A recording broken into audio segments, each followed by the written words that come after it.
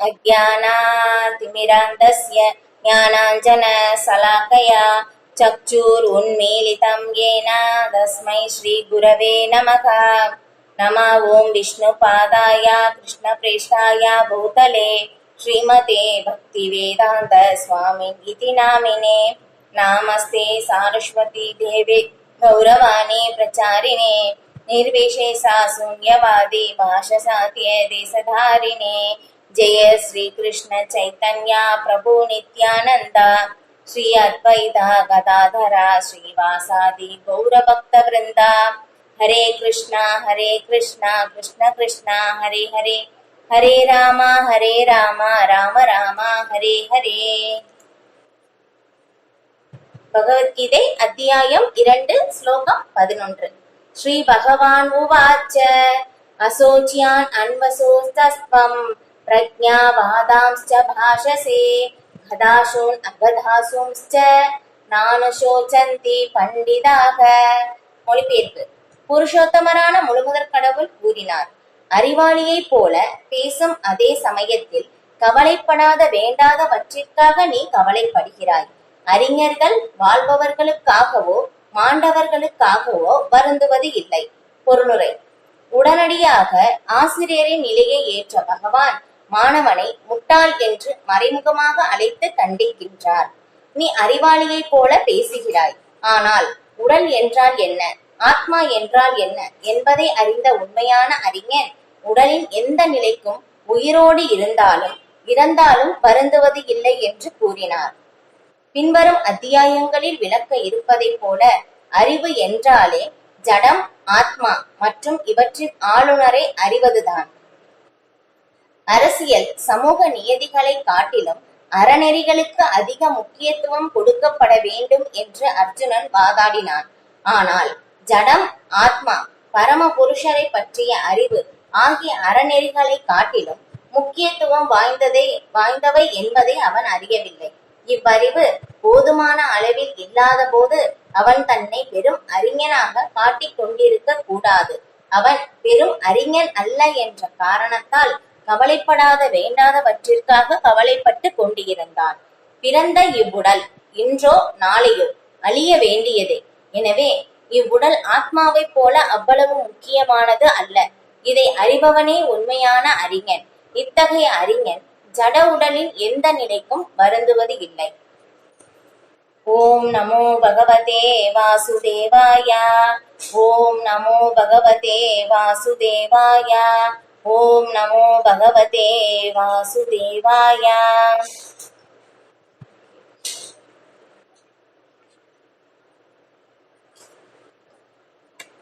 இதுக்கு முன்னாடி நம்ம பார்த்த ஸ்லோகம்ல கார்பண்ய தோஷம் பகதஸ்வபாவ கிருச்சாமித்வா தர்ம சம்மூட சேதா இச்ரேயஸ்யா நிச்சிதம் புரோஹி தன்மே சிஷ்யஸ்தேகம் சாதிபாம் துவாம் பிரபன்னம்.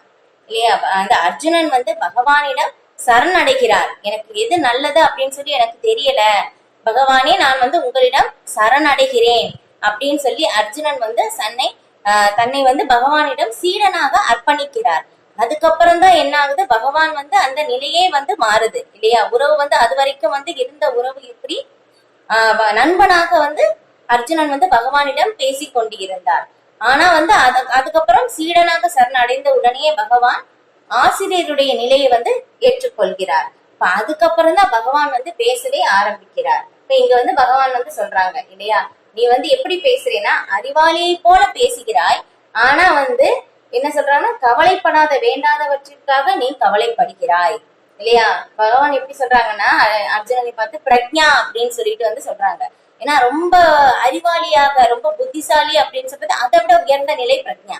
அந்த மாதிரி ரொம்ப புத்திசாலி மாதிரி இருக்கிற மாதிரி நீ பேசுற, ஆனா நீ பேசுற வார்த்தைக்கு எதுவுமே அர்த்தம் இல்லை அப்படின்னு சொல்லி பகவான் கொஞ்சம் கிண்டலா இதுல அர்ஜுனனுக்கு சொல்றாங்க இல்லையா. அந்த பிரக்ஞா அப்படின்னு சொல்ற அந்த வார்த்தை சில மத்வாச்சாரியரை கூட குறிப்பிடுவாங்க இல்லையா. பூரண பிரக்ஞா அப்படின்னு சொல்லி அவங்களை சொல்லுவாங்க சில மத்வாச்சாரியார்.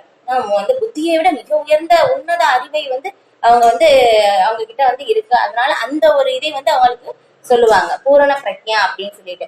அந்த மாதிரி உயர்ந்த நிலையில மாதிரி பேசுற, ஆனா எந்த மதிப்பும் இல்லாத வார்த்தைகள் அப்படின்னு சொல்லி பகவான் வந்து கொஞ்சம் கிண்டலா வந்து கண்டிக்கிறாங்க இதுல. இது இப்ப இங்க அதுக்கப்புறம் சொல்றாங்க, அறிஞர்கள் வாழ்பவருக்காகவும் மாண்டவர்களுக்காகவும் வருந்துவது இல்லை அப்படின்னு சொல்லி அந்த ஒரு நிலை வந்து இங்க சொல்றாங்க. இப்ப பிரபுபாதர் வந்து அதை வந்து விளக்குறாங்க இல்லையா. அப்ப வந்து உடனடியாக ஆசிரியரின் நிலையை ஏற்ற பகவான் மாணவனை முட்டாள் என்று மறைமுகமாக அழைத்து கண்டிக்கின்றார். இப்ப அந்த ஒரு நிலை, இப்ப அந்த உறவு நிலை மாறிடுச்சு. இது வரைக்கும் பேசினது நண்பனாக வந்து பேசிக்கொண்டே இருந்த போது, இப்ப வந்து ஆசிரியரின் நிலையை பகவான் ஏற்றுக்கொண்டு அந்த உபதேசம் வந்து பகவான் வந்து கொடுக்கறாங்க இல்லையா. இப்ப அதுக்கப்புறம் வந்து சொல்றாங்க, இது வந்து சொல்றது என்ன அப்படின்னாக்கா, இப்ப இதுல வந்து எந்த ஒரு நிலைக்காக இல்லையா, ஃபர்ஸ்ட் லெசனே வந்து இதுல வந்து சொல்லும் போது பகவான் வந்து நான் உடல் கிடையாது ஆத்மா இல்லையா. அப்ப அந்த ஒரு நிலையிலிருந்து பகவான் வந்து பேசுகிறார். நான் வந்து ஆத்மா அப்படின்னு சொல்லி அந்த அந்த ஒரு நிலையில் சொல்லும் போதும் இதுக்கு இந்த உடலுக்கு வந்து எந்த விதமான மதிப்பும் இல்லை. ஏன்னா எப்படி இருந்தாலும் இந்த உடல் வந்து ஒரு நாள் கண்டிப்பா அழிய போகுதுதான். இந்த உடலுக்காக நீ எப்பவுமே வருந்த தேவையில்லை அப்படின்னு சொல்லி அந்த ஒரு நோக்கத்துல அந்த ஒரு இடத்துல இருந்து பகவான் வந்து இங்க சொல்றாங்க இல்லையா. அப்ப அதுதான் அறிஞர்கள் வந்து உடல் வந்து எந்த ஒரு நிலை இருந்தாலும் ஓகே, அவங்க வந்து ரொம்ப வசதியாக இருந்தாலும் இல்லையா, ரொம்ப ஏழ்மையில் இருந்தாலும் ஊனமாக இருந்தாலும் இல்ல எந்த ஒரு நிலை இருந்தாலும் ஓகே, அறிஞர்கள் அதை பத்தி எதுவுமே வந்து கவலைப்பட மாட்டாங்க. ஏன்னா வந்து அவங்களுக்கு தெரியும் இது நிரந்தரம் கிடையாது இல்லையா, இது தற்காலிகமானதுதான் அப்படின்னு சொல்லி தெரியும். ஆனா ஆத்மா வந்து இது எல்லாத்துக்கும் அப்பாற்பட்டது, அதுதான் வந்து நிரந்தரமானது. அந்த ஒரு நிலைக்காக தான் நம்மளுடைய எல்லா முயற்சியும் வந்து இருக்கணும் அப்படின்னு சொல்லி அறிஞர்கள் வந்து புரிந்து கொள்கிறார்கள் அப்படின்னு சொல்லி அந்த ஒரு நிலை வந்து சொல்றாங்க. இது இப்ப இதே வந்து பார்த்தோம்னா இங்க வந்து யுதிஷ்டிர மகாராஜா வந்து ஒரு கேள்வி வந்து கேக்குறாங்க. என்னன்னா ரொம்ப வந்து அதிசயமான ரொம்ப ஆச்சரியமான விஷயம் வந்து என்ன அப்படின்னு சொல்லி கேக்குறாங்க. என்னன்னா எல்லாருமே வந்து இறக்குறாங்க இல்லையா, நமக்கு முன்னாடி இருந்தவர்கள் எல்லாருமே வந்து இறந்தாங்க. நமக்கு இன்னைக்கு பிறந்தவங்க கூட 100 வருடங்களுக்கு இறக்க போறாங்க இல்லையா, இனி வரப்போறவங்களும் இறப்பாங்க. ஆனா வந்து என்ன ஆகுது, இப்ப இருக்கிற அந்த சூழ்நிலையில நான் மட்டும் இறக்க மாட்டேன் அப்படின்னு சொல்லி நிறைய பேர் வந்து நினைச்சிட்டு இருக்காங்க. இதுதான் ரொம்ப ஆச்சரியமான விஷயம். ஏன்னா மரணம் எல்லாருக்குமே வந்து பொது, கண்டிப்பா நிகழப்போவது நிச்சயம். ஆனா வந்து என்ன ஆகுது, இதை தெரிந்தும் கூட வந்து என்ன ஆகுது, மாயையுடைய அந்த ஒரு நிலை பாருங்க, அதை வந்து மறக்கடிக்கப்படுது. எல்லாருமே இறந்தாலும் இல்லையா, அப்ப அங்க நம்ம மரணத்துக்கும் போயிட்டு வர்றோம் இல்லையா, நிறைய பேர் இறந்துட்டாங்கன்னு சொல்லி போயிட்டு வந்துட்டு என்ன பண்றோம், நம்மளுடைய கடமைகள் நம்ம வந்து பாக்குறோம். ஆனா நமக்கும் அந்த ஒரு நிலை ஏற்படும் இல்லையா. அப்ப அதன் பிறகு நாம எங்க போவோம், என்ன ஆவோம், இதுக்கு முன்னாடி நம்ம எங்க இருந்தோம், அந்த ஒரு சிந்தனை வந்து நமக்கு வருதா அப்படின்னு சொன்னோம்னா இல்ல இல்லையா. அப்ப அதுதான் ரொம்ப ஆச்சரியகரமான விஷயம் அப்படின்னு வந்து சொல்றாங்க. இது ஒரு மகாராஜ் வந்து இதுக்கு ஒரு எக்ஸாம்பிள் வந்து சொன்னாங்க. என்ன அப்படின்னாக்கா, இப்ப வந்து யாராவது ஒருத்தர் இறந்துட்டாங்க அப்படின்னு சொன்னாக்கா வந்து அவங்கள வந்து நம்ம வந்து பார்க்க முடியுமா, வந்து நான் ஒரு வாரம் கழிச்சு அவங்கள வந்து இந்த இடத்துல இந்த நேரத்துல வந்து வாசல்ல உட்காந்து நியூஸ் பேப்பர் வந்து படிச்சுட்டு இருந்தாங்க, எங்கேயாவது நம்ம பார்க்க முடியுமா? போனவங்க தான் இல்லையா, எங்க போனாங்க, இனி திரும்பி வருவாங்களா எதுவுமே தெரியாது நமக்கு, அது போனவங்களுக்கு மட்டும்தான் தெரியும் இல்லையா. ஆனா எந்த ஒரு நிலை நம்மளால வந்து இது புரிஞ்சுக்கவே முடியாது. இதுதான் ரொம்ப ஆச்சரியகரமான விஷயம் அப்படின்னு வந்து இங்க சொல்றாங்க. இது அது வந்து அறிஞர்கள் வந்து நல்லாவே வந்து தெரிஞ்சு வச்சிருக்காங்க. இது வந்து கண்டிப்பா நிரந்தரமானது கிடையாது எந்த ஒரு சூழ்நிலை இருந்தாலும் இல்லையா. அதுதான் அதனாலதான் அவங்க எப்படி பார்ப்பாங்க இல்லையா, ஒரு இதுல பகவத்கீதையில இன்னொரு இடத்துலயும் வந்து வரும் இல்லையா, பண்டிதா சமதர்ஷினா, எல்லாரையும் அவங்க வந்து சமமாக வந்து பார்ப்பாங்க பண்டிதர்கள் இல்லையா. ஏன்னா வந்து இந்த உடல் தான் வேறுபடுதே ஒழிய ஆத்மா எல்லாமே ஒண்ணுதான் அப்படின்னு சொல்லிட்டு. என்னன்னா அவங்களுக்கும் நமக்கு ஒரு டிஃபரன்ஸ் என்னன்னா, நாம வந்து இந்த பகவத்கீதை எல்லாமே படிக்கிறோம், பாகவதம் எல்லாமே படிக்கிறோம், ஹரிநாமம் சொல்றோம், இல்ல இது எல்லாமே கேட்கிறோம். ஒண்ணு நம்ம ஆத்மான்னு சொல்லி படிக்கிறோம், ஆத்மான்னு சொல்லி கேட்கிறோம். நாம என்ன ஆகுது, நம்ம இன்னும் உணரவே இல்லை ஆத்மா அப்படின்னு சொல்லிட்டு இல்லையா. அவங்க என்ன ஆகுதுன்னா அவங்க ஆத்மான்னு சொல்லி உணர்ந்துட்டாங்க. அதுதான் அவங்களுக்கு நமக்கு டிஃபரன்ஸ். இதுதான் இல்லையா. அவங்க எப்பவுமே ஆத்மா அப்படின்னு சொல்லி அந்த ஒரு நிலை எல்லா சூழ்நிலையிலும் வந்து அதை வந்து அவங்க வந்து அப்ளை பண்ணுவாங்க இல்லையா. குரு மகாராஜ் எல்லாம் பாத்தீங்க அப்படின்னாக்கா இல்லையா, இவ்வளவு டிசீஸ் இல்லையா, இப்ப வந்து எந்த அளவுக்கு மெசேஜ் எல்லாம் வந்துகிட்டே இருக்கு. ஆனா இருந்தாலும் பாருங்களேன், அவங்களுடைய சர்வீஸ் எல்லாமே வந்து அவங்க கவனமா இருப்பாங்க. அதுல இருந்து அவங்க வெளியே வரவே முடியாது இல்லையா. அவங்க வந்து அதெல்லாம் ஆத்மான்னு சொல்லி நல்லாவே உணர்ந்துட்டாங்க. இன்னொரு மகாராஜ் வந்து நம்மளுடைய குரு மகாராஜ் பத்தி வந்து சொன்னாங்க, ஜெயபதாக சுவாமி குரு மகாராஜ் பத்தி இல்லையா. அவங்க வந்து எவ்வளவு இது முடியாம போனாலும் அவங்க வந்து எப்படி அவங்களுடைய சாதனை, அவங்களுடைய பக்தி எல்லாமே கரெக்டா பண்ணிட்டு இருக்காங்க. ஏன்னா அவங்களுடைய மைண்ட் வந்து கிளியரா இருக்கு இல்லையா? அதுதான் ரொம்ப ரொம்ப முக்கியம் இல்லையா? ஏன்னா எல்லாத்துக்குமே வந்து மைண்டு தான் காரணம் இல்லையா? நம்ம வந்து அது பாருங்க, அது கிளியரா இருக்கிறனாலதான் அவங்களால கரெக்டாவே வந்து பண்ண முடியுது. அவங்க எப்பவுமே எப்படி இருப்பாங்கன்னா, எல்லா சூழ்நிலையிலும் நான் ஆத்மா அந்த ஒரு கண்ணோட்டத்துல இருந்துதான் அவங்க எந்த நிலை வந்தாலும் செயல்படுவாங்க. ஆனா நாம என்ன பண்ணுவோம், ஒரு நல்ல சூழ்நிலை இருந்ததுன்னா ஓகே ஆத்மான்னு சொல்லி நல்லா இது பண்ணுவோம் இல்லையா? ரொம்ப ஒரு இக்கட்டான சூழ்நிலை வந்ததுன்னா நம்ம மறந்துடுவோம் இல்லையா? நாம யாருன்னே மறந்துடுவோம் இல்லையா? நம்ம எங்க இருக்கோம்னு சொல்லி கூட வந்து மறந்துடுவோம். அதுதான் நம்மளுடைய நிலை. ஆனா அவங்க வந்து அந்த மாதிரி கிடையாது இல்லையா? பிரபுபாதர் வந்து அந்த ஒரு நிலையிலிருந்து இருந்தாங்க இல்லையா?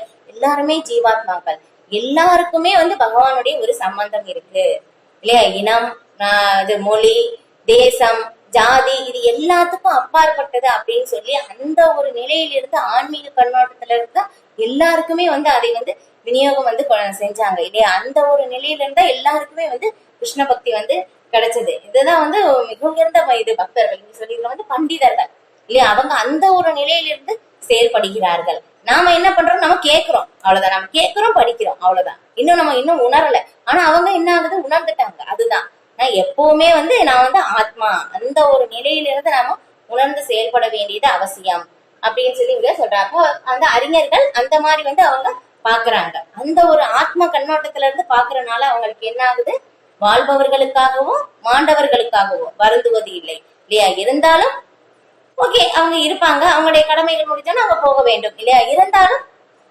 அவங்க எந்த மாதிரி செஞ்சாங்களோ ஓகே. எப்படின்னா பிறந்தவர்கள் இறக்க வேண்டும், இறந்தவர்கள் மீண்டும் பிறக்க வேண்டும், இதுதான் இல்லையா? இது சுழற்சி நடந்துகிட்டே தான் இருக்கு. இது யார் பக்தி பண்றாங்களோ அவங்க திரும்பி பகவான் கிட்ட வந்து போகலாம். அவங்க வந்து எல்லாமே வந்து கரெக்டா புரிஞ்சுக்கிறதுனால அவங்களுக்கு இந்த மாதிரி ஒரு இதுவே தேவையே இல்லை, அந்த பத்தின கவலையே இல்லை, அந்த பத்தி வந்து எதுவுமே ஃபீலும் பண்ண மாட்டாங்க. ஏன்னா தெரியும் பகவானுடைய எல்லாமே பகவானுடைய விருப்பப்படி நடக்குது. மேல இருக்கிறவங்க காலத்தின் ஆதிக்கத்தால் கீழேயும் வரலாம், கீழே இருக்கிறவங்க மேலையும் போகலாம், என்ன வேணாலும் நடக்கலாம் இல்லையா? எல்லாமே பகவானுடைய விருப்பப்படி. அதனால அவங்களுக்கு அது எல்லாமே தெரிஞ்சதுனால எதுவுமே வந்து அவங்க எதுனாலும் சலனம் அடைவதில்லை.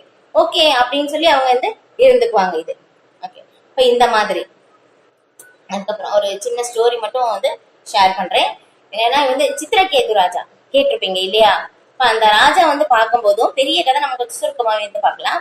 வந்து அவங்களுக்கு என்ன ஆகுதுன்னா நிறைய மனைவிகள் இல்லையா? எக்ஸாம்பிள் வந்து ஒரு 1,00,000 மனைவிகள் வச்சுக்கலாமே இல்லையா? அப்ப வந்து அந்த மாதிரி வந்து நிறைய மனைவிகள் இருந்தும் அவங்களுக்கு என்ன ஆகுதுன்னா அவங்களுக்கு வந்து குழந்தையே இல்லை இல்லையா? இப்ப இதுதான் என்னன்னா பகவான் வந்து எல்லாருக்குமே எல்லாமே கொடுத்துட மாட்டாங்களாமா, ஏதாவது ஒரு குறை வந்து இருக்கும். அப்பதான் வந்து நம்ம பகவானை வந்து நினைப்போம் இல்லையா? ஒரு ராஜாவை இருக்கிறனால அவங்களுடைய ராஜ்யம் எல்லாமே வந்து கரெக்டா நடக்குது, அவங்களுடைய சொன்ன பேச்சு எல்லாமே வந்து நாட்டு மக்கள் வந்து கேக்குறாங்க, அவங்களுக்குன்னு சொல்லி எந்த குறையும் இல்லை, எல்லாமே கரெக்டா போகுது. ஆனா இருந்தாலும் என்ன, ஒரே ஒரு குறை, குழந்தை இல்லை. நிறைய மனைவிகள் இருந்து குழந்தைகள் இல்லை. அப்ப சித்திரகேது ராஜாவுக்கு ரொம்ப வருத்தம்.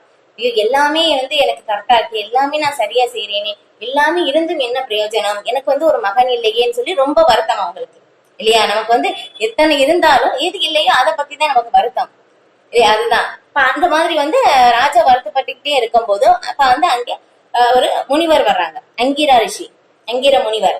இப்ப அங்க வந்து வரும்போது அவங்க வந்து கேக்குறாங்க, இப்ப வந்து என்னன்னா ஒரு ராஜா வந்து எப்படி சந்தோஷமா இருக்கணும்னு சொல்லி அதை பத்தி எல்லாமே வந்து கேக்குறாங்க. ரொம்ப டீட்டெயிலா பாகவதத்துல வந்து சொல்லப்பட்டிருக்குது. இப்போ ஒரு ராஜானா எப்படி இருக்கணும், நாட்டு மக்கள் வந்து சரியா வந்து உங்களுடைய பேச்சு வந்து கேக்குறாங்களா, அப்ப அந்த மாதிரி எல்லாருமே வந்து உங்க சுத்தியில இருக்கிறவங்க வந்து கரெக்டா வந்து ராஜ்யம் எல்லாமே போகுது, அந்த மாதிரி நிறைய கேள்விகள் வந்து கேக்குறாங்க. ஏன்னா ஒரு ராஜா அதெல்லாம் கரெக்டா இருந்தா சந்தோஷமா இருக்க முடியும். இப்ப அது எல்லாமே கேக்குறாங்க. எனக்கு அது எல்லாமே எந்த பிரச்சனையும் இல்ல, எல்லாமே எனக்கு வந்து பகவானுடைய கருணையால எல்லாமே இருக்கு அப்படின்னு சொல்லி சொல்றாங்க.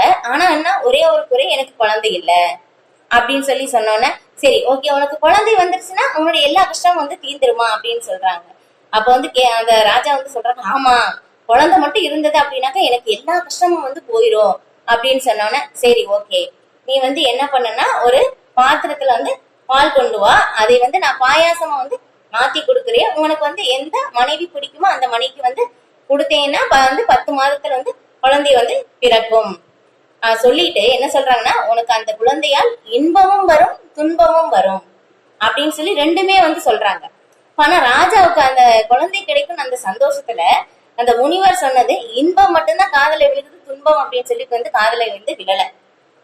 ரொம்ப சந்தோஷம் அப்படின்னு சொல்லி கொடுங்க அப்படின்னு சொல்லி அவங்களுக்கு வந்து ஃபர்ஸ்ட் மனைவி கிருதகீர்த்தி. இப்ப அவங்களுக்கு பிடிக்கும்னு சொல்லி அவங்களுக்கு வந்து கொடுத்துடுறாங்க.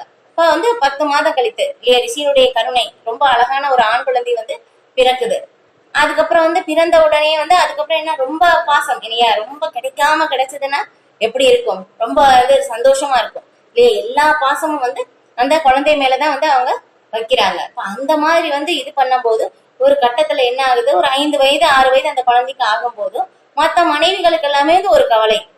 ஏன்னா வந்து என்னடா அந்த குழந்தை மேலேயே வந்து பாக்குறது, அந்த மனைவி மேலேயே ரொம்ப பாசமா இருக்கிறது, நம்ம வந்து ரொம்ப கண்டுக்கிறது இல்லையே அப்படின்னு சொல்லி ஒரு எல்லா மனைவிகளும் சேர்த்து ஒரு மீட்டிங் வந்து அவங்க போடுறாங்க. ஓகே வந்து எங்களை வந்து எதுவுமே வந்து கண்டுக்கல, அதனால வந்து நம்ம வந்து என்ன பண்ணலாம் அப்படின்னு சொல்லி. இப்ப வந்து பார்க்கும்போது என்ன ஆகுதுன்னா, சரி எல்லாருமே சேர்ந்து என்ன வந்து பிளான் பண்றாங்கன்னா அந்த குழந்தைய வந்து கொண்டுடலாம்.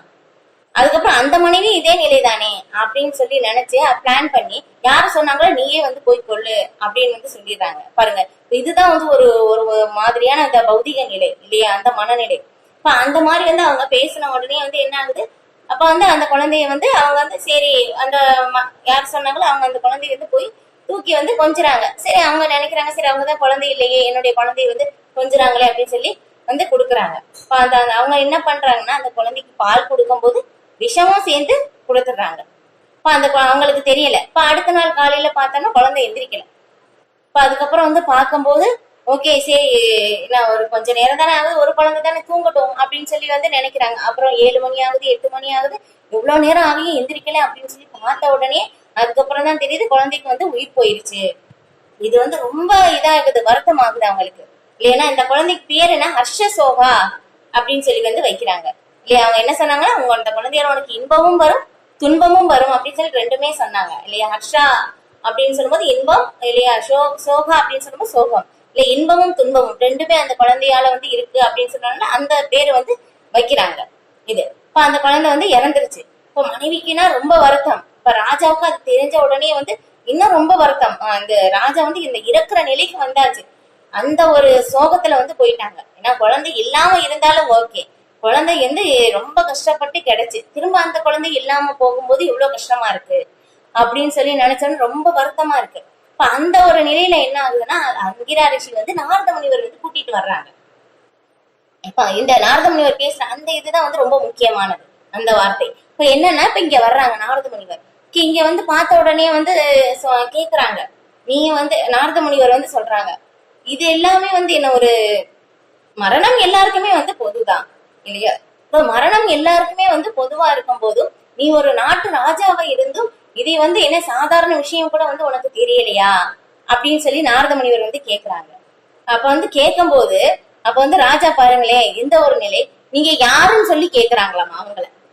பாருங்க அந்த ஒரு நிலை பாருங்க, அவங்கதான் பக்கத்துல அங்கிராட்சி இருக்காங்க, அவங்கதான் குழந்தைய வந்து கொடுத்தாங்க, அதையே வந்து அவங்க மறந்துட்டாங்க பாருங்க. அப்ப அவங்க வந்து நினைக்கிறாங்க ஓ மாயை பாருங்க எவ்வளவு பவர்ஃபுல், நான் தான் குழந்தைய கொடுத்து என்னையே மறந்துட்டாங்க, அந்த ஒரு நிலை இருக்கு அப்படின்னு சொல்லி. அப்புறம் வந்து எவ்வளவு சமாதானப்படுத்துறாங்க, ராஜாவுக்கு வந்து சமாதானம் ஆகல.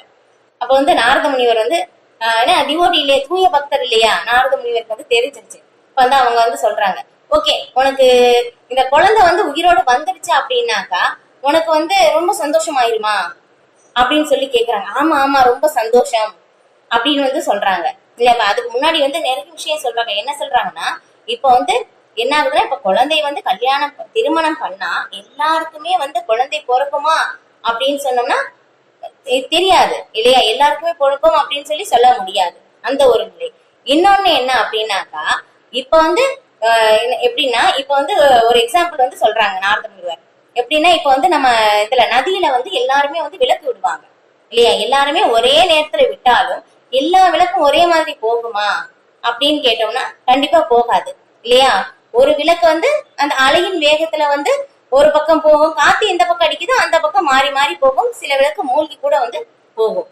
அதே மாதிரி தானாமா நம்ம சுத்தியில இருக்கிறது எல்லாமே வந்து நம்ம வந்து அது வந்து என்ன விளக்கு வந்து ஒரு இடத்துல வந்து சேரும், ஒரு இடத்துல வந்து பிரியும், இல்லைன்னா ஒரு இடத்துல மூழ்கி போகும். அது வந்து அலையின் வேகம் இல்லையா. இப்போ நம்ம காலத்தின் வேகத்தினால் ஒரு கட்டத்தில் நம்ம எல்லாருமே வந்து இணைகிறோம், ஒரு கட்டத்தில் வந்து எல்லாருமே வந்து பிரிந்து போகிறோம். அதுதான் நமக்கு நடக்குது, இதை நம்ம ஏற்றுக்கொள்ள வேண்டும் அப்படின்னு சொல்லி எவ்வளவோ சொல்லிக்கிட்டே வர்றாங்க நாரத முனிவர். ஆனா எதுவுமே வந்து என்ன சித்திரகேது மகாராஜாவுக்கு உள்ள போகல. ஏன்னா ரொம்ப சந்தோஷமா இருந்தா கூட இந்த தத்துவம் வந்து உள்ள போகாது, ரொம்ப கஷ்டமா இருந்தாலும் உள்ள போகாது. அதுதான் நம்மளுடைய நிலை. அதுதான் அதனால என்ன ஆகுது, சரி ஓகே உனக்கு இந்த குழந்தை வந்து உனக்கு சரியாகும் இல்லையான்னு சொன்னோன்னா, ஆமா உடனே ஆமான்னு சொல்லி ரொம்ப ஆக்டிவ் ஆகி எனக்கு அந்த குழந்தை வேணும் அப்படின்னு சொன்னோன்னா, சரி ஓகே அப்படின்னு சொல்லி நாரத முனிவருடைய கருணையால் வந்து அந்த குழந்தைக்கு வந்து உயிர் கிடைக்குது இல்லையா. நாரத முனிவர் வந்து சொல்றாங்க, ஓகே ஆத்மாவே நீ வந்து அற்ப ஆயில்ல வந்து போனதுனால திரும்ப எந்திரிச்சு வா, உன்னுடைய அம்மா அப்பா உறவினர்கள் எல்லாமே வந்து அழுதுட்டு இருக்காங்க, மீதம் இருக்கிறது வந்து மீதம் இருக்கிற ஆயுள் வந்து இந்த ராஜ்யத்தை வந்து நீ அனுபவிக்கலாம் அப்படின்னு சொல்லி சொன்ன உடனே அந்த குழந்தை எந்திரிச்சு வந்து ஃபர்ஸ்ட் கொஸ்டின் வந்து அந்த நாரத முனிவர் வந்து என்ன கேக்குதுன்னா, நாரத முனிவருடைய கருணையால் அந்த குழந்தைக்கு உயிர் வந்தது இல்லையா. அந்த ஞானத்தின் மூலமாக அந்த குழந்தை வந்து பேசுது, நான் வந்து இந்த உடல் வேணான்னு சொல்லிதான் வந்து போனேன் இல்லையா. நான் என்ன அபராதம் பண்ணி உங்களுக்கு திரும்ப இந்த உடலை எனக்கு கொண்டு வந்து சேர்த்தீங்க, சரி அப்புறம் நீங்க என்னமோ என்னுடைய அம்மா அப்பா அழுகுறாங்கன்னு சொன்னீங்க, யாரு அப்படின்னு சொல்லி அந்த குழந்தை கேக்குதாமா இல்லையா. இதெல்லாம் நம்ம கேட்கும் போது பாருங்க நமக்கு எவ்வளவு ஆச்சரியமா இருக்கு. அப்ப அந்த குழந்தை வந்து கேக்குத, அப்ப அது கேட்ட உடனே வந்து என்ன ஆகுது, அந்த ராஜாவுக்கு வந்து நான் தான் உன்னுடைய அப்பான்னு சொன்ன உடனே, நீங்க வந்து எந்த ஜென்மத்துல வந்து எனக்கு அப்பாவா இருந்தீங்க அப்படின்னு சொல்லி அந்த குழந்தை வந்து கேக்குதாமா. ஏன்னா நான் முற்பிறவில ஒரு தேவராக இருந்தேன், இல்லைன்னா ஒரு மீனாக இருந்தேன், எங்க இருந்தேன் எந்த உடல்ல இருந்தேன்னே தெரியாது, ஒவ்வொரு பிரிவிலும் எனக்கு அம்மா அப்பா, நீங்க எந்த பிரிவில எனக்கு அப்பாவா இருந்தீங்க சொல்லுங்க அப்படின்னு சொல்லி அந்த குழந்தை கேக்குதாமா. ஏன்னா மரணம் அப்படின்னு சொல்றது வந்து இதுக்கு முன்னாடி இருந்தது நம்ம மறக்கிறது தான் மரணமாமா. அதுதான் அந்த ஒரு நிலைதான் ஏற்படுது. இதே ஒரு நிலைதான் அர்ஜுனனுக்கும் வந்து இல்லையா. அர்ஜுனுடைய மகன் அபிமன்யு, அபிமன்யு தானே அவங்க பேரு, கரெக்டா ஓகே அபிமன்யு. இப்ப அவங்களும் இறந்த உடனே அர்ஜுனனால தாங்கிக்க முடியலையாமா, இது என்னுடைய மகன் வந்து இறந்துட்டானே அப்படின்னு சொல்லி. அப்ப வந்து தெரிஞ்சாலும் என்னாகும் அந்த ஒரு சூழ்நிலை இல்லையா, இந்த அர்ஜுனனுக்கும் அந்த ஒரு நிலை ஏற்படுது. ஏன்னா நான் வந்து இன்னைக்குதான் நான் இந்த இதுல படிச்சேன் பாகவதத்துல. இப்ப என்ன சொல்லப்பட்டிருந்ததுன்னா, நாம வந்து எப்படி இருந்தாலும் ஓகே இந்த பௌதிக சூழ்நிலையில வந்து நம்ம வந்து அதுல இருக்கிறனால என்ன ஆகுதாமா, அதன் பாதிப்பு நமக்கும் அது ஏற்படத்தான் செய்யுதாமா. அந்த சூழ்நிலையில் நாம இருக்கோம் இல்லையா, அதனால அந்த பாதிப்பு நமக்கும் ஏற்படும் அப்படின்னு சொல்லி பீஷ்ம தேவர் வந்து அதை சொல்றாங்க அவங்க இதுல. அதுக்கப்புறம் வந்து என்னது, அப்ப வந்து பகவான் கிட்ட வந்து சொல்றாங்க, நாங்க உன்னுடைய மகனை பார்த்தே ஆக வேண்டும் அப்படின்னு சொல்லி. எங்க இருக்காங்க அப்படின்னு சொன்ன கேட்கும்போது, இல்லையா உன்னுடைய மகன் வந்து அபிமன்யு வந்து இப்ப சொர்க்கலோகத்துல வந்து ஏதோ ஒரு பேர்ல இருக்காங்கன்னு சொல்லி பகவான் வந்து சொல்றாங்க. இல்ல நான் பாக்கணும் அப்படின்னு சொல்லி அர்ஜுனனுடைய ரொம்ப வருத்தம். அதனால என்ன ஆகுது, பகவான் வந்து கூட்டிட்டு போய் வந்து காமிக்கிறாங்க. போய் காட்டினோம்னா இப்ப அவங்களுக்கு வந்து அர்ஜுனன் யாருன்னே தெரியல, அபிமன்யுக்கு தெரியல. அதுதான் மரணத்திற்கு அப்புறம் இதுக்கு முன்னாடி நம்ம என்ன இருந்தோம் அதை வந்து நம்ம மறந்துடுவோம், இந்த உடலை வந்து நம்ம மறந்துடுவோம். அதுதான் வந்து மரணமாகும். அந்த ஒரு நிலை இல்லையா, நமக்கும் அந்த ஒரு நிலை. இதை வந்து நாம என்ன ஆகும் தெரிந்து கொள்ள வேண்டும், நாம புரிந்து கொள்ள வேண்டும் இதுதான். அதனால வந்து அந்த ஒரு நிலை நம்ம ஏற்றுக்கொண்டு ஆத்மாக்குரிய நிலை வந்து நம்ம ஏற்று அதன்படி நம்ம வந்து இப்ப இருந்தே நம்ம வந்து ரெடி ஆகுறது ரொம்ப ரொம்ப முக்கியம் இல்லையா. எந்த நேரத்துல எது வேணாலும் நடக்கலாம். அதனால நம்ம எப்பவுமே வந்து அந்த ஆத்மா அப்படின்னு சொல்லி அந்த ஒரு நிலையிலிருந்து நம்ம எப்பவுமே வந்து செயல்பட வேண்டும் அப்படின்னு சொல்லிட்டு வந்து சொல்லப்படுது. இது இப்ப இதை வந்து யாரு புரிஞ்சுக்கிறாங்களோ கண்டிப்பா வந்து அவங்க அறிஞன் இல்லையா. அப்ப அவங்க வந்து உடலின் எந்த நிலையில் இருந்தாலும் யாருக்காகவும் அவர்கள் வருந்துவது இல்லை. ஹரே கிருஷ்ணா.